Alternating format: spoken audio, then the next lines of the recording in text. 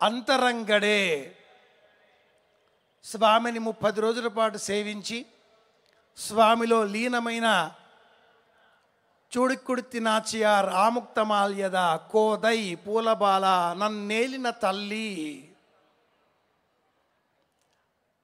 భక్త కోటికి ప్రతీకాత్మకంగా ఉండే ఆ గోదాదేవి స్వామిలో లీనం అయ్యకంటే పూర్వం అందించినటువంటి ఆ 30 పాసురములే తిరుప్పావై వచ్చే నెలలోనే మనం వినబోతున్నాం. ఆ కళ్యాణానికి ఈరోజే శ్రీకారం చుట్టబోతున్నది ఈ వేదిక, భక్తి వేదిక. అలాగే ఆ పక్కనే ఉన్న మరొక విశేషం, రమా సమేత సత్యనారాయణ స్వామివారి స్వరూపం.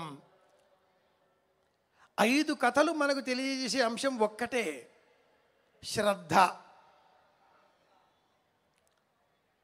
బ్రాహ్మడు కావచ్చు, బీద బ్రాహ్మడు కావచ్చు, సాధువు కావచ్చు, కట్టెలు అమ్మే వ్యక్తి కావచ్చు, తుంగధ్వజుడు అనే పేరు గల 5వ కథలో వచ్చే చక్రవర్తి కావచ్చు. అన్నవరంలో పూర్వం 13 కథలు చెప్పేవారు. క్రమేణా 9 కథలకు దిగిపోగా నేడు 5 కథలకే పరిమితం అవుతున్నాం మనం. 5 కథల సారాంశం ఒక్కటే, సత్యం పలికే స్థిర నిశ్చయ బుద్ధితో మనం శ్రద్ధ చూపాలి. కథాం వా శృణుయాద్యస్తు వశ్యేద్యావర్తముత్తమం అంటూ ఈ సత్యనారాయణ వ్రత కథలలో ఉండే 170 శ్లోకాలలో 169వ శ్లోకం చెప్పే సారాంశం ఇదే.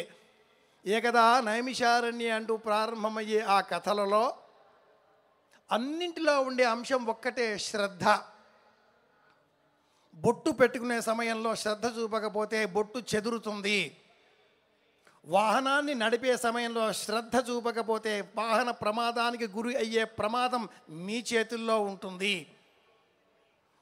దీపం వెలిగించే సమయంలో శ్రద్ధ చూపకపోతే ఆ దీపం వలన మీ చేతికి కూడా గాయం అయ్యే ప్రమాదం ఉంటుంది. ఎక్కడో సిద్ధమైన ప్రమిద, మరెంకడెక్కడో సిద్ధమైనటువంటి ఆ పంట చేలలో ఉండేటటువంటి ఆ పత్తి, దూది, ఇంకెవరో వండించినటువంటి సిద్ధం చేసినటువంటి ఆ వంట నూనె, నువ్వుల నూనె అన్నీ కలిపితే